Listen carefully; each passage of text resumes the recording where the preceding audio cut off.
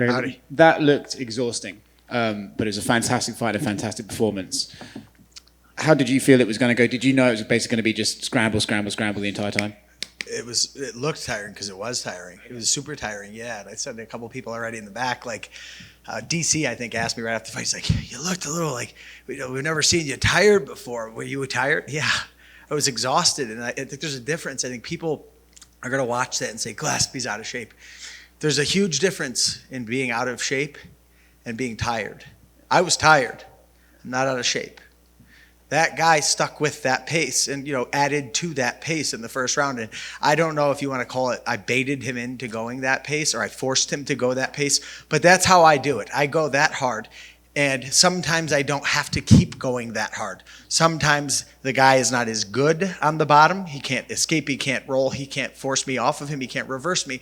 So that's less tiring. Diego was able to do that a few times. And he put me in danger at the end of that first round. He got out on me. I don't know if he reversed me, whatever. There's a lot of fur flying in that first round. Mm-hmm.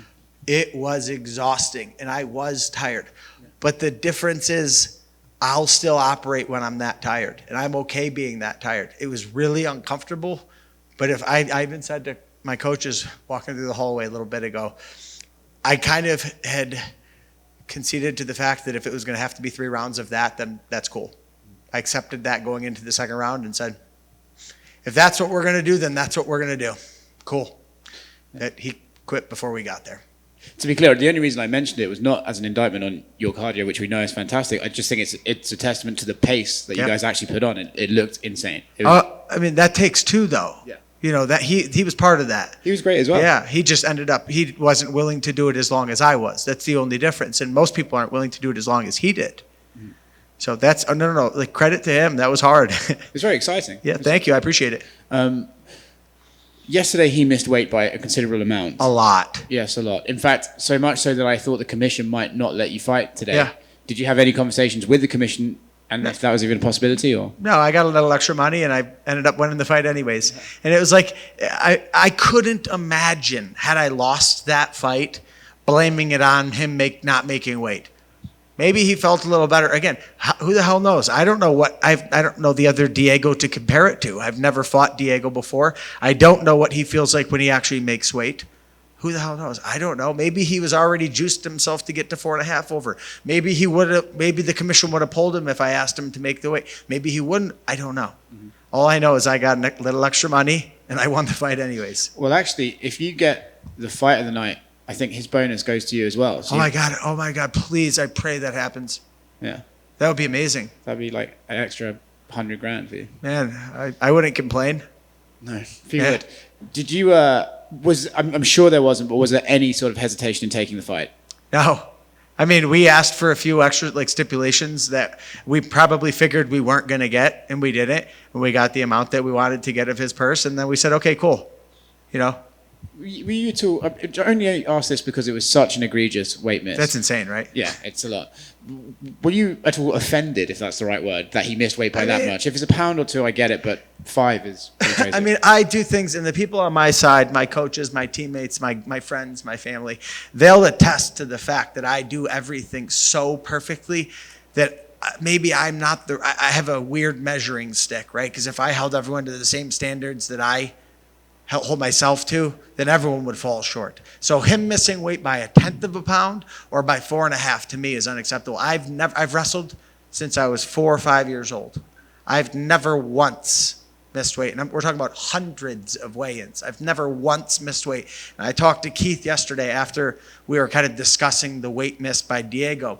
And I said, what would you do if I was 4.5 over? He goes, you wouldn't be going to weigh-ins. I'd pull you from the fight. I said, would you go with? He goes, no, you know what? You could go. I wouldn't go with you. You're on your own if that. And then we were joking around, but we were kind of saying that he would have sat there with his foot on the sauna door until I was either dead or on weight. It's like we don't do that. We're professionals. And again, I hold myself to a super high standard. I do everything perfect. I used to bring my own food to restaurants.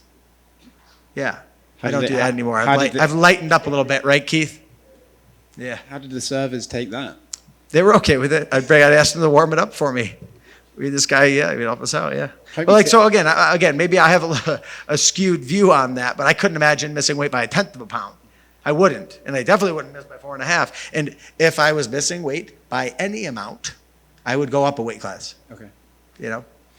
You also got an interesting call out after the fight. I'm not sure if you're aware yet, but Conor McGregor disputes your title as the best fisherman in Oh, UFC. he didn't say that, did he? Yeah, he tweeted. He said, "This Gregor Gillespie cat is in no way in hell the best fisherman in MMA, not even fucking close." And then he tweeted a picture of himself fishing and said, "I am fishing."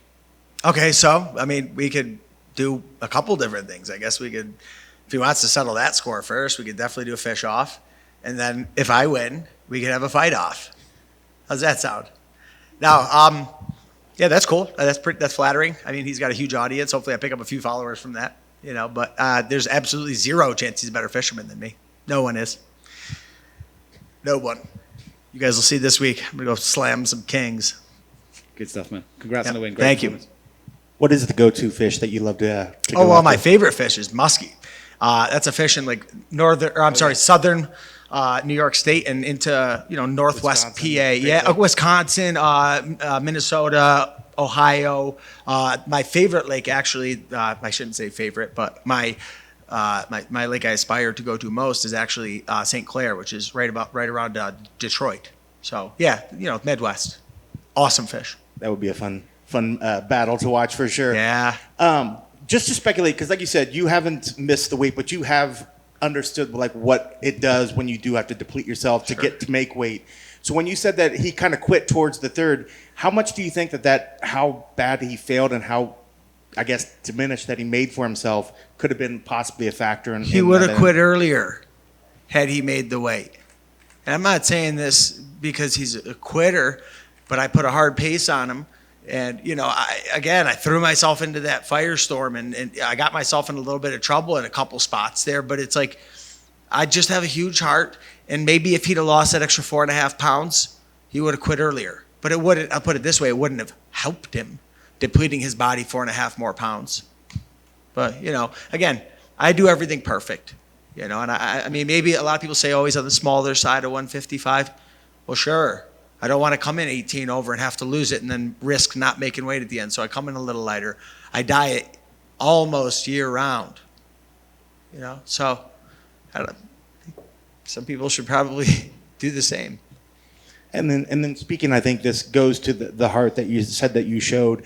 And maybe was it part of because you reached a point in the fight where you said, okay, this is what it's going to be. This is what I'm going to have to give of myself to win. I was a little shocked, or maybe just the emotion in the post-fight interview that we saw. It just, for me, I was like, whoa, what put him to that spot? Can you kind of explain what was going through your head? I think you mentioned a little bit about maybe it wasn't self-doubt or what define things, but where were you at? And can you kind of clear what your head was going through right then? I mean, I guess for lack of better terms, it is self-doubt. And it's not because I don't believe in myself. These are two separate entities, right? So I always believe in myself. I wouldn't do this if I didn't think I could be the best. If I didn't think I could win that fight with Diego, why would I have taken it? If I didn't believe I could, I took it because I think I could win it. But until you beat someone like that, or you beat a ranked guy, or, you know, I had that 6-fight win streak, then I lost to Kevin Lee, and it's been a year and a half. Until you go and beat another guy, the only thing that you really remember is your last fight.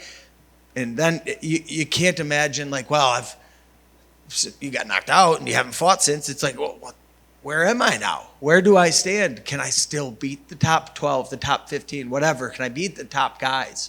And, you know, you think you can, but yeah, so it's doubt, you know, but that's not the only reason I got emotional. It's been such a long road since the Kevin Lee fight. I broke my jaw. COVID happened.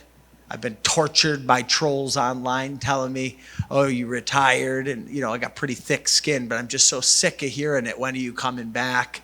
And then the whole thing with the Riddell fight, you know, getting canceled the day of because of COVID, totally out of my control when I was totally ready to come back. Added another 6 weeks onto a fight camp that was already 10 weeks, 12 weeks, whatever it was, long.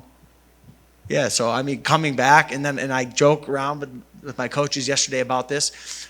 Seeing them happy and seeing them jump on the cage at the end and be excited it's the biggest reason I do this. You know, these are my family, and you know that seeing them excited makes it worth it for me. Yeah, that's it. Yeah, there's a lot of reasons that I was emotional because of that one. Being a year and a half layoff, probably being a huge part of it.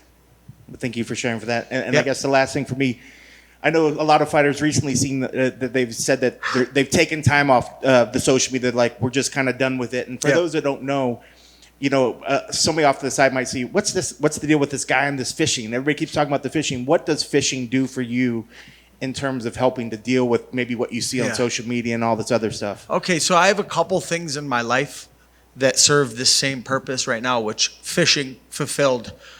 At one point, was the only thing that fulfilled that. And my coach Keith over here will attest to this.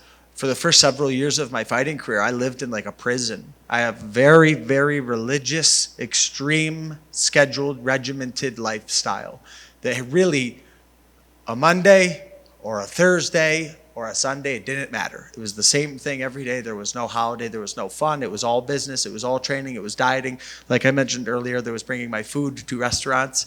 And I don't know what happened. I think I'd fished my whole life when I was younger, kind of stopped doing it in the end of my high school and college career.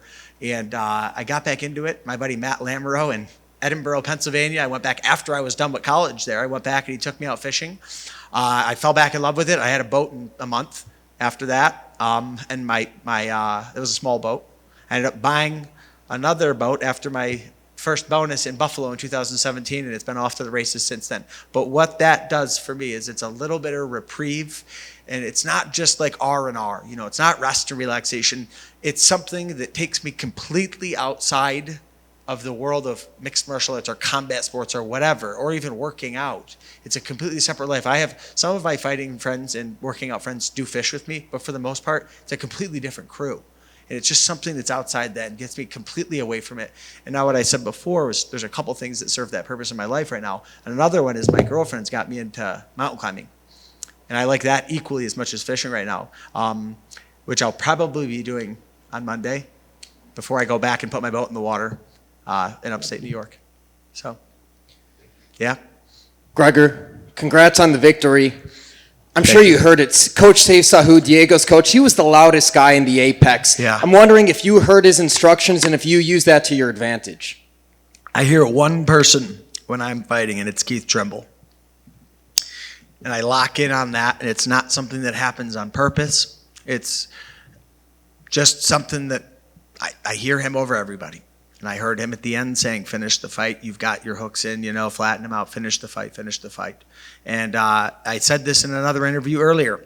There's the exact same thing that happened when I was wrestling from when I was a kid all the way up through college. And I used the example of when I was in Detroit, the Palace at Auburn Hills in 2007 when I won the Nationals. There's something like 18,000 fans there, and I somehow heard my dad. And it's the same thing. You don't do it on purpose. It's just you find that one voice. And Keith's been with me the longest. He's like my, father figure in the fighting world and in Long Island. And, that's, I always hear him. I vaguely remember being like, that guy's really, really loud during the fight. But I couldn't tell you one thing that he had said. You guys had some excellent scrambles. Your wrestling nullified his BJJ. I'm curious to get your opinion on next week's championship bout. Someone you've wrestled and have a victory against Michael Chandler, against Charles Oliveira. Sure. Do you expect him to do the same thing you did against Diego with the wrestling outweighing his BJJ? Oh, man, I don't know. That's a tough one because I tend to wrestle a lot more in my fights than Mike Chandler does. You know what I mean? I don't think there's going to be a lot of wrestling in that fight. And if there is, there'll be quick takedowns, and he may let Oliveira come up. Or he maybe takes him down at the end if he gets Oliveira tired. I don't know. That's a tough one. You don't see Mike Chandler wrestle a lot. But he can wrestle. And lastly, on the topic of fishing, I know that Bryce Mitchell wants to chime in there, Jack Hermanson. Maybe you guys got to do a tournament. Oh, my God. They're all chirping tonight, aren't they? Yeah. I think this isn't like an argument. I just feel like I am the best fisherman. I've been saying it. Not only have I been saying it the longest. Go look at my Instagram. There's been a little lapse of fishing over the last few months, but you'll see this week. That's it. You'll see. If you win a bonus, what are you going to do with the money? Oh, man. Maybe I'll buy some more EDR. I don't know. We'll see. Yeah.